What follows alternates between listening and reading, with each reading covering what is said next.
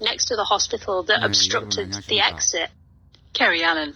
Italy has one of the lowest birth rates in the world. Its population is predicted to shrink by nearly 9 million by the end of this century. Some have argued the solution to this lies with the thousands of African and Middle Eastern migrants arriving on Italian shores each month. But a close ally of the Prime Minister, Giorgia Meloni, has claimed this puts Italians at risk of what he calls ethnic replacement.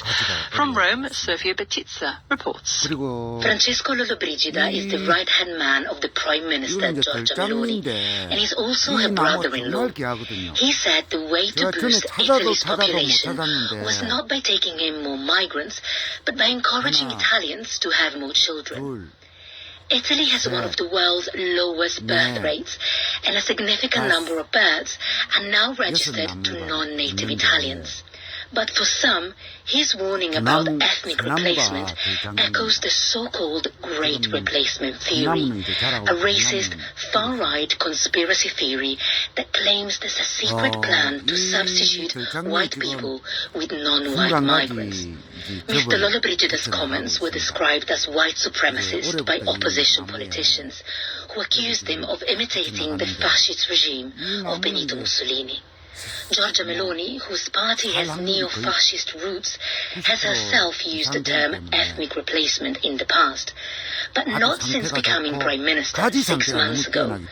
She has tried hard to portray herself as a credible world leader and has surprised many European allies by taking a moderate stance on a number of issues, from Italy's budget to support for NATO and Ukraine. But critics say these latest comments reveal the true colors of her government, Italy's most right-wing administration for 80 years. Sofia Betizza. Finally, let's look at some of the other stories that have caught our eye with the newsroom's Chantal Hartle.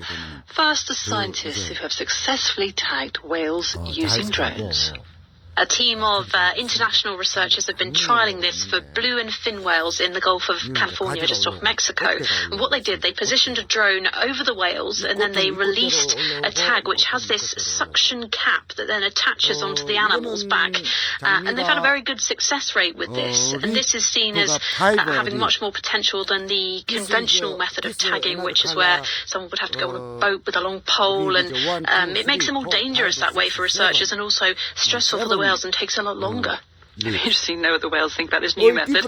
But staying with marine life, what about this mermaid, this record-breaking, rubbish-collecting swimmer? Tell us about her. Yeah, well, Merle Levant is her name, or Mermaid Mele, as many are calling her. She wanted to set her 5th Guinness World Record for swimming 50 kilometers around Biscayne Bay in Miami in Florida, collecting rubbish as she went, and she was swimming with a mermaid fin strapped to her feet. She completed that challenge in just over 14 hours and collected 35 pounds of rubbish. But as you might expect, she said it wasn't exactly a pleasant swim. There were spots where it smelled like a toilet, and there were lots of seagrass, and I had to cut through like a Viking through the seagrass, and then I got jellyfish, and then I got the plankton bites, and what started being itchy on my mouth. I think I make that to be 15 kilos. That's quite a lot of rubbish. And Chantal, finally, there's a lot of Hollywood memorabilia up for grabs. There is, well, over a century's worth, actually, of props, costumes, other items from film sets. These are being auctioned off later this week in California. And the main item there is John Travolta's white suit from Saturday Night Fever. That has an estimated price tag of up to $200,000. A snip, and that was Chantal Hartle. And that brings us to the end of this edition of the Newsroom with me, Janat Jalil. Thanks for listening.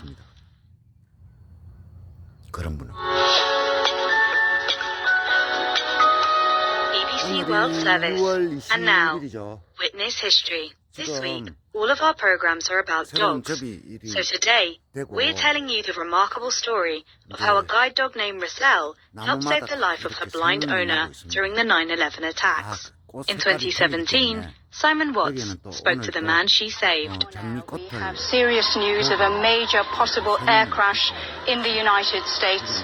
A plane appears to have crashed into one of New York's tallest buildings. On the morning of September the 11th, 2001, Michael Higginson was He was working as the office manager for a data storage firm. We had planned to conduct 4 sales seminars that day, 50 people coming in the course of the day, and we had food arranged for them. Roselle was asleep under my desk. I was reaching for stationery to create a list of all of the people who were attending the seminars when we heard a muffled thump or explosion.